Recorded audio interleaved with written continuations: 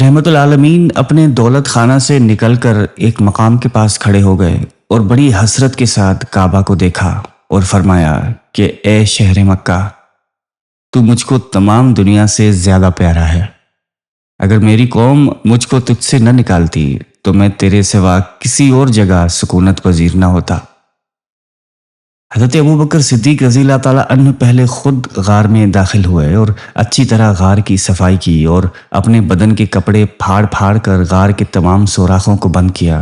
پھر آپ علیہ السلام غار میں اندر تشریف لے گئے اور حضرت ابوبکر صدیق رضی اللہ تعالیٰ عنہ کی گود میں اپنا سر مبارک رکھ کر سو گئے۔ حضرت ابوبکر صدیق رضی اللہ تعالیٰ عنہ نے ایک سوراخ کو اپنی ایڑی سے بند کر رکھا تھا۔ سوراخ کے اندر سے ایک سانپ نے بار بار یار غار کے پاؤں میں کاٹا، مگر حضرت صدیق رضی اللہ تعالیٰ عنہ نے اس خیال سے پاؤں نہیں ہٹایا کہ رحمت عالمین کے خواب راحت میں خلل نہ پڑ جائے، مگر درد کی شدت سے یار غار کے آنسوؤں کی دھار کے چند قطرات سرور کائنات کے رخسار پر نثار ہو گئے، جس سے آپ علیہ السلام بیدار ہو گئے اور اپنے یار غار کو روتا دیکھ کر بے قرار ہو گئے اور پوچھا کہ ابو بکر کیا ہوا؟ عرض کیا کہ یا رسول اللہ، مجھے سانپ نے کاٹ لیا ہے۔ یہ سن کر آپ علیہ السلام نے زخم پر اپنا لعاب لگا دیا، جس سے فوراً ہی سارا درد جاتا رہا۔ آپ علیہ السلام 3 راتوں تک اس غار میں رونق افروز رہے۔ حضرت ابوبکر صدیق رضی اللہ تعالیٰ عنہ کے جوان فرزند حضرت عبداللہ رضی اللہ تعالیٰ عنہ رات کو غار کے منہ پر سوتے اور صبح سویرے ہی مکہ چلے جاتے اور پتہ لگاتے کہ قریش کیا تدبیریں کر رہے ہیں۔ جو خبر ملتی شام کو آ کر آپ علیہ السلام سے عرض کر دیتے۔ حضرت ابوبکر صدیق رضی اللہ تعالیٰ عنہ کے غلام حضرت عامر بن فہیرہ رضی اللہ تعالیٰ عنہ کچھ رات گئے چراگاہ سے بکریاں لے کر غار کے پاس آ جاتے اور ان بکریوں کا دودھ دونوں عالم کے تاجر صلی اللہ علیہ وآلہ وسلم اور ان کے یار غار پی لیتے تھے۔ آپ علیہ السلام تو غار ثور میں تشریف فرما ہو گئے۔ ادھر کاشانہ نبوت کا محاصرہ کرنے والے کفار جب صبح کو مکان میں داخل ہوئے تو بستر نبوت پر حضرت علی رضی اللہ تعالیٰ عنہ تھے۔ ظالموں نے تھوڑی دیر آپ رضی اللہ تعالیٰ عنہ سے پوچھ گچھ کر کے آپ کو چھوڑ دیا۔ پھر آپ علیہ السلام کی تلاش و جستجو میں مکہ اور اس کے اطراف کا چپا چپا چھان مارا، یہاں تک کہ ڈھونڈتے ڈھونڈتے غار ثور تک پہنچ گئے، مگر غار کے منہ پر اس وقت خداوندی حفاظت کا پہرا لگا ہوا تھا، یعنی غار کے منہ پر مکڑی نے جالا تن دیا تھا اور کنارے پر کبوتری نے انڈے دے رکھے تھے۔ یہ منظر دیکھ کر کفار قریش آپس میں کہنے لگے کہ اس غار میں اگر کوئی انسان موجود ہوتا تو نہ مکڑی جالا تنتی نہ کبوتری یہاں انڈے دیتی۔ کفار کی آہٹ پا کر حضرت ابوبکر صدیق رضی اللہ تعالیٰ عنہ کچھ گھبرائے اور عرض کیا کہ یا رسول اللہ، اب ہمارے دشمن اس قدر قریب آ گئے ہیں کہ اگر وہ اپنے قدموں پر نظر ڈالیں گے تو ہمیں دیکھ لیں گے۔ آپ علیہ السلام نے فرمایا کہ تم گھبراؤ مت، خدا ہمارے ساتھ ہے۔ اس کے بعد اللہ تعالیٰ نے حضرت ابوبکر صدیق رضی اللہ تعالیٰ عنہ کے قلب پر سکون و اطمینان کا ایسا سکینہ اتارا کہ وہ بالکل ہی بے خوف ہو گئے۔ بہرحال چوتھے دن آپ علیہ السلام یکم ربیع الاول کے دن غار ثور سے باہر تشریف لائے۔ عبداللہ، جن کو رہنمائی کے لیے کرائے پر آپ علیہ السلام نے نوکر رکھ لیا تھا، وہ 2 اونٹنیاں لے کر غار ثور پہ حاضر تھا۔ حضور اکرم صلی اللہ علیہ وآلہ وسلم اپنی اونٹنی پر سوار ہوئے اور ایک اونٹنی پر حضرت ابوبکر صدیق رضی اللہ تعالیٰ عنہ اور حضرت عامر بن فہیرہ رضی اللہ تعالیٰ عنہ بیٹھے اور عبداللہ آگے آگے پیدل چلنے لگا اور عام راستے سے ہٹ کر ساحل سمندر کے غیر معروف راستوں سے سفر شروع کر دیا۔ ادھر اہل مکہ نے اشتہار دے دیا کہ جو شخص محمد کو گرفتار کر کے لائے گا اس کو 100 اونٹ انعام ملے گا۔ اس گراں قدر انعام کی لالچ میں بہت سے لالچی لوگوں نے آپ علیہ السلام کی تلاش شروع کر دی۔ دوسرے روز معبد کے مقام پر آپ علیہ السلام کا گزر ہوا، جو اپنے خیمے کے صحن میں بیٹھی رہا کرتی تھی اور مسافروں کو کھانا پانی دیا کرتی تھی۔ آپ علیہ السلام نے ان سے کچھ کھانا خریدنے کا قصد کیا، مگر اس کے پاس کوئی چیز موجود نہیں تھی۔ آپ علیہ السلام نے جب دیکھا کہ اس کے خیمے کی ایک جانب ایک بکری کھڑی ہے تو دریافت فرمایا کہ کیا یہ دودھ دیتی ہے؟ اس عورت نے کہا کہ نہیں۔ آپ علیہ السلام نے فرمایا کہ اگر تم اجازت دو تو میں اس کا دودھ دو لوں۔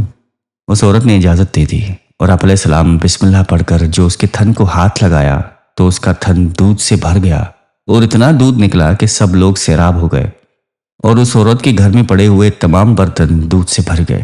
یہ معجزہ دیکھ کر وہ عورت اور اس کے خاوند بھی مشرف باسلام ہو گئے۔ روایت میں ہے کہ یہ بکری 18 ہجری تک زندہ رہی اور برابر دودھ دیتی رہی، اور حضرت عمر رضی اللہ تعالیٰ عنہ کے دور خلافت میں جب ایک بہت سخت قحط پڑا کہ تمام جانوروں کے تھنوں کا دودھ خشک ہو گیا، اس وقت بھی یہ بکری صبح و شام برابر دودھ دیتی رہی۔ جب اس عورت کے گھر سے آپ علیہ السلام آگے روانہ ہوئے تو مکہ کا ایک مشہور شہ سوار سراقہ بن مالک تیز رفتار گھوڑے پر سوار ہو کر تعقب کرتا ہوا نظر آیا۔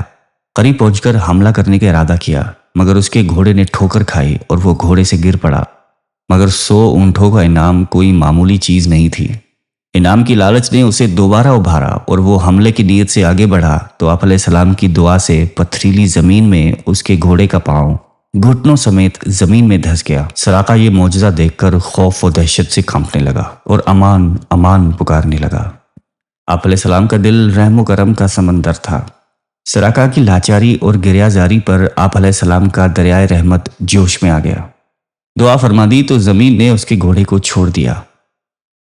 اس کے بعد سراقہ نے عرض کیا کہ مجھ کو امن کا پروانہ لکھ دیجیے۔ آپ علیہ السلام کے حکم سے حضرت عامر بن فہیرہ رضی اللہ تعالیٰ عنہ نے سراقہ کے لیے امن کی تحریر لکھ دی۔ سراقہ نے اس تحریر کو اپنے ترکش میں رکھ دیا اور واپس لوٹ گیا۔ راستے میں جو شخص بھی آپ علیہ السلام کے بارے میں دریافت کرتا تو سراقہ اس کو یہ کہہ کر لوٹا دیتا کہ میں نے بڑی دور تک تلاش کیا ہے مگر آپ علیہ السلام اس طرف نہیں ہیں۔ واپس لوٹتے ہوئے سراقہ نے کچھ سامان سفر بھی آپ علیہ السلام کی خدمت میں بطور نذرانہ پیش کیا، مگر آپ علیہ السلام نے قبول نہیں فرمایا۔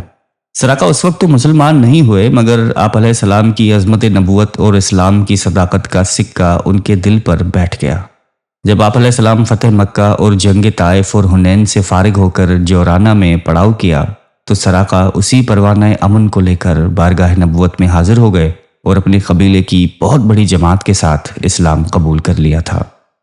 واضح رہے کہ یہ وہی سراقہ بن مالک رضی اللہ تعالیٰ عنہ ہیں جن کے بارے میں آپ علیہ السلام نے اپنے علم غیب سے غیب کی خبر دیتے ہوئے یہ ارشاد فرمایا تھا، اے سراقہ تیرا کیا حال ہوگا جب تجھ کو ملک فارس کے بادشاہ کسریٰ کے دونوں کنگن پہنائے جائیں گے۔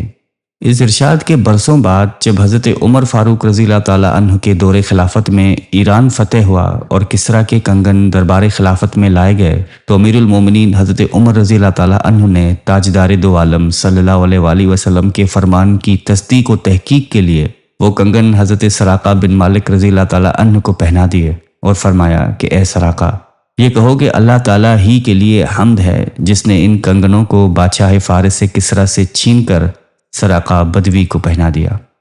آپ علیہ السلام کی آمد کی خبر چونکہ مدینے میں پہلے سے پہنچ چکی تھی اور عورتوں بچوں تک کی زبانوں پر آپ علیہ السلام کی تشریف آوری کا چرچا تھا، اس لیے اہل مدینہ آپ کے دیدار کے لیے انتہائی مشتاق و بے قرار تھے۔ روزانہ صبح سے نکل کر شہر کے باہر سراپا انتظار بن کر استقبال کے لیے تیار رہتے تھے، اور جب دھوپ تیز ہو جاتی تو حسرت و افسوس کے ساتھ اپنی گھروں کو واپس لوٹ جاتے۔ ایک دن اپنے معمول کے مطابق اہل مدینہ آپ علیہ السلام کی راہ دیکھ کر واپس جا چکے تھے کہ ناگہاں ایک یہودی نے اپنے قلعے سے دیکھا کہ تاجدار دو عالم صلی اللہ علیہ وآلہ وسلم کی سواری مدینے کے قریب آ پہنچی ہے۔ اس نے بآواز بلند پکارا کہ اے مدینے والو، تم جس کا روزانہ انتظار کرتے تھے وہ کاروان رحمت آ گیا ہے۔ یہ سن کر تمام انصار بدن پر ہتھیار سجا کر اور وجد و شادمانی سے بے قرار ہو کر دونوں عالم کے تاجدار صلی اللہ علیہ وآلہ وسلم کا استقبال کرنے کے لیے اپنے گھروں سے نکل پڑے، اور نعرہ تکبیر کی آوازوں سے تمام شہر گونج اٹھا۔